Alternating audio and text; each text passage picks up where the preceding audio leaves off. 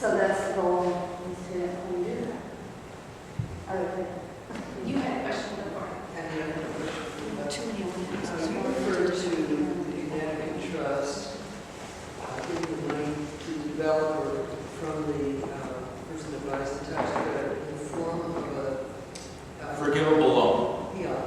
So And we are forgive there any conditions on that? I mean, how's that work? No, I mean, it's basically, it's given back to the developer, and it's negotiated, it's structured as a loan, but and there's no expectation that the trust will ever try to get its return. It's just called a loan, but it really is a grant in all senses of the terms. So But legally, we have to call it. are there any examples of default where the project goes haywire and they can't? No, because these are the state tax credits the voucher is awarded at the end of the process, so the project is already built. So it it's sort of like a reimbursement grant kind of process where the project has to be paid for and it comes back to the developer. So it pays off the debt. Nice. So that was my other question. The company that buys the voucher has a tax liability. And Yes. that's their incentive for buying it.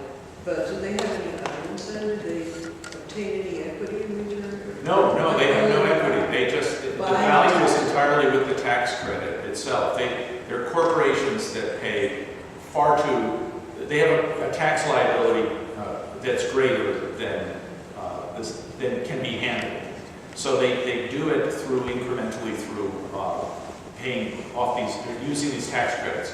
Not every C corporation is qualified in Connecticut to do this, but as was mentioned before, Eversource, which is the largest utility in Connecticut, does pay dollar value, and it's really terrific. They pay dollar value in their own service areas. They probably service 80% of the state, and they will accept them, but they pay about 93 cents, I think, on the dollar. Is there outside a of service tax area. corporation that's in the market for this?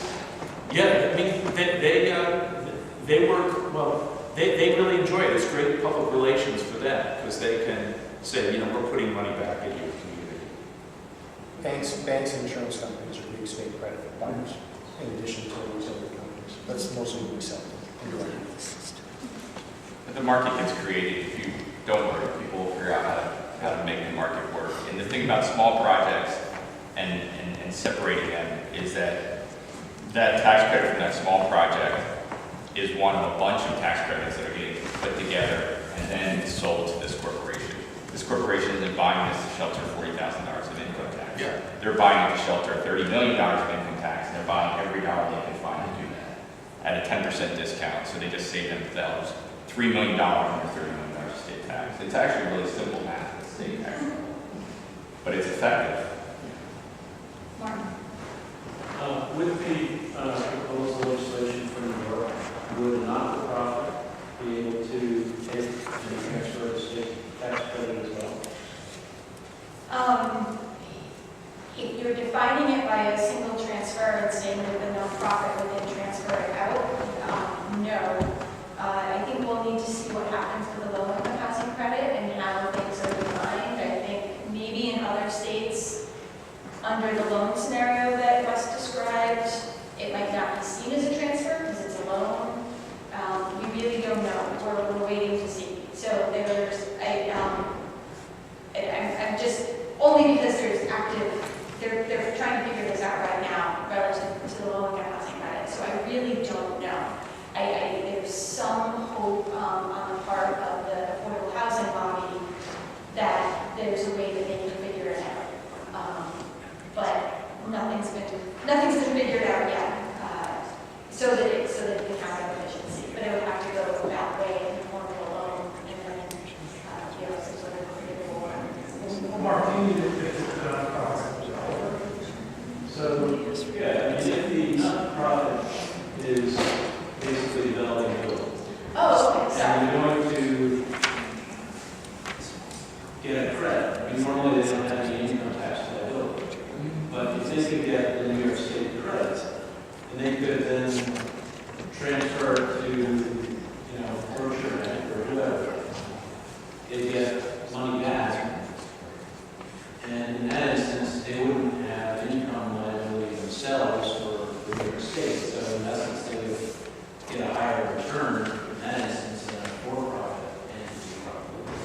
But I'm not sure how that generally works, but you could do it with one transfer. I think it becomes complicated because they have to use the federal credit too. Well, in New York State, yeah, because they have to use the federal credit, but if, and it, you know, the project would have to comply with the requirements of the federal tax credit, which are not the same in Connecticut as they are for the state tax credit. The state tax credit is much broader in scope. So in Massachusetts, the way it can work, and there's, when you think about the use of the federal credit by a nonprofit, you know, obviously, in order to utilize the federal credit, you have to put the property into a for-profit sub, right?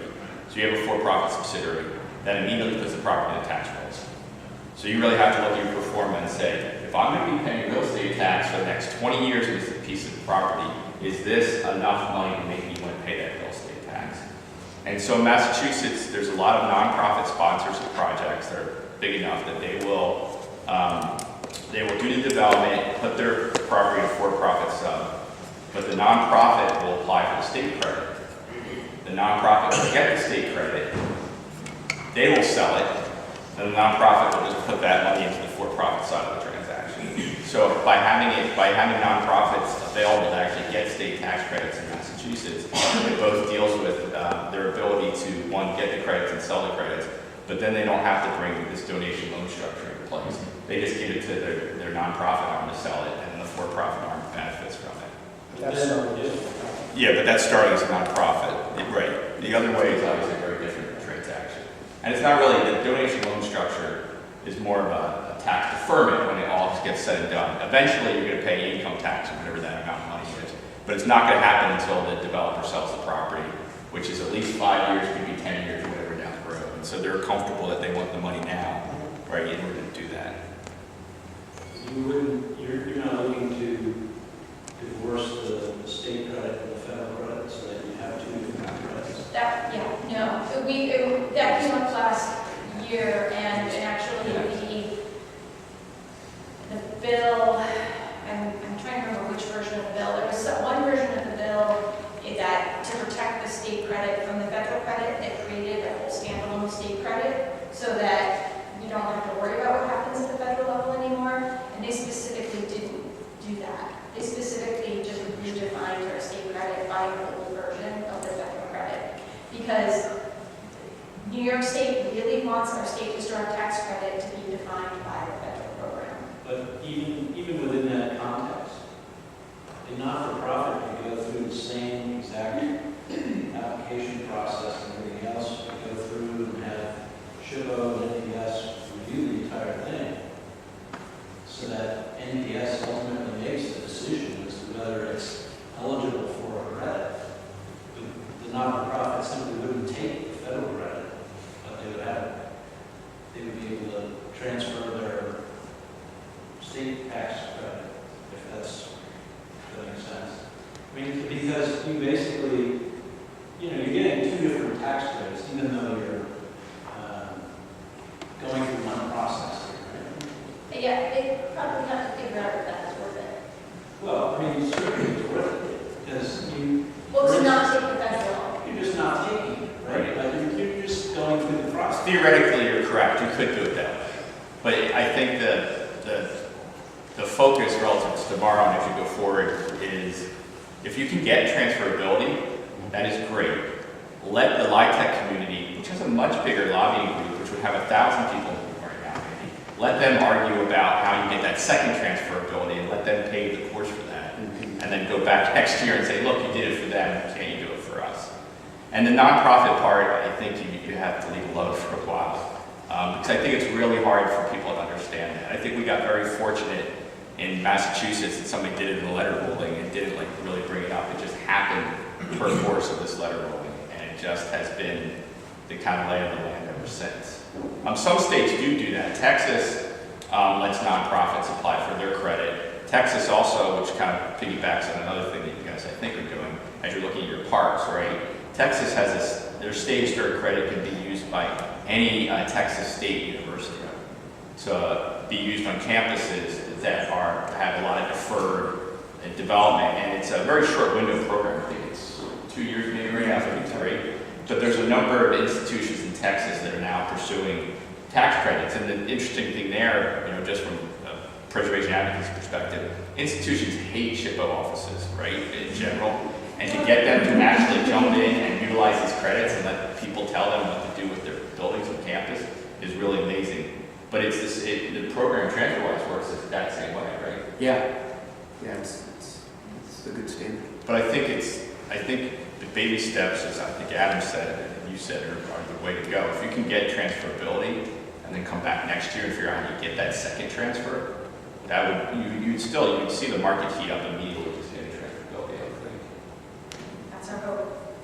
All right, we have one more, and Cameron, you can- This is maybe a silly question, but you define the difference between, I think what Mark was trying to do, syndication versus transferability. Right. What's the difference? What is ownership? Well, I mean, the credits are currently, they get allocated, right, to the investor comes in, so they own that credit. If I'm the investor, or my fund is the investor, I have it, and I can't get rid of it right now. So if my investor can't use it, it's worth nothing to them, and I will have to pay them. Now, as soon as I can transfer that, then I can go ahead and Albert's got a big tax liability, I can go sell it to him and transfer it directly. So you can call that, yes, I'm taking that and I'm just quote syndicate it there. So it's really kind of the same thing. But, not to get too much, but in the multiple transferability. There's also even say, hey, I was going to sell it to him, but all of a sudden his tax position changed, and he now owns it, but he can't use it anymore. That would give him the right to then go and do it. But again, it just, the more flexibility just will allow people to say, I'm more comfortable. Even if I gotta hold this, I know there's a value, if not tomorrow, then in 6 months or a year from now, and I can go monetize it at that point. But syndication occurs whether you can transfer or not. Correct. It does. We use syndication because the credits may flow in, depending on the type of credit, in 1 year, 5 years, 10 years.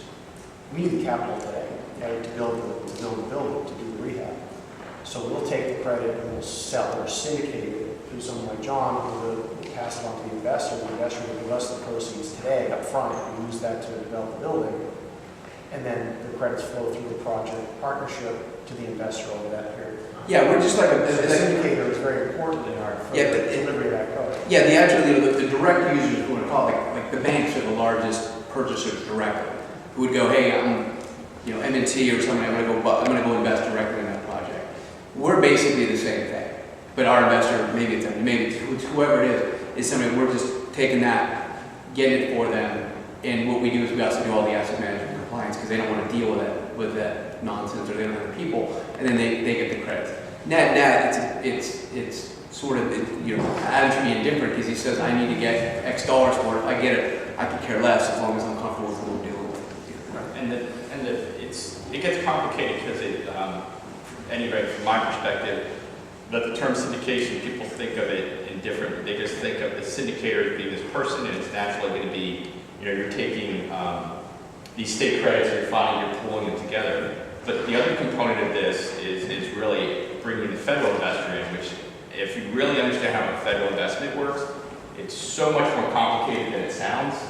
And that's for small developers, it's really hard to wrap your mind around that you're creating another LLC, and basically that LLC is going to own your property for 5 years. And yeah, we're part owner for 5 years after it's placed in service. So if you want to do something with your property, you got to ask John what's going to happen to that property. So it's based on ownership. It's a person. Yeah, the federal credit is only goes to owners, and that's why even small federal credits, if you're not considered a real estate professional, you can't really use 100% of the value of your credit at once. And if you look at small real estate professionals, almost all of them have losses anyway, so they don't need the credit because they write down the tax depreciation. So it's a really complicated little world. The idea is not to make it sound complicated to legislators and just focus on the small details and say, do you want to bring more money into our state? Here's how we can do it. Well, thank you all. Thank you all.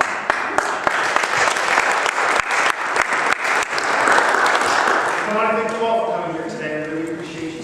kind of looking for more, so it is probably maybe a little disappointing, but I think the point that was made, that this is an incremental process, is a very important one to keep in mind. We have to do this a piece at a time, and eventually I think we'll get to where we want to be. So give credit now, it's very impactful, particularly in our upstate communities, places where we've lacked investment for so many years, and we can point directly to this credit as the reason why that is now changing.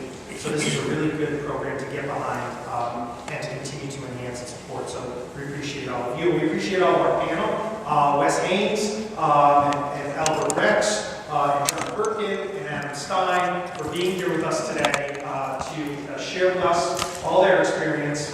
And we know that they're available always to ask questions or to answer questions that you might have. So feel free to access them or some of the people that they suggested. I'd also like to thank Michelle Zaleski and Caroline Zaleski for their support of this transferability workshop and this afternoon's reception, which starts at 3:30. It goes from 3:30 to 5:30 or so. It's at the Cornerstone, which is the former side of the tree on the Empire State Plaza, so somewhere between the Egg and the Corning Tower.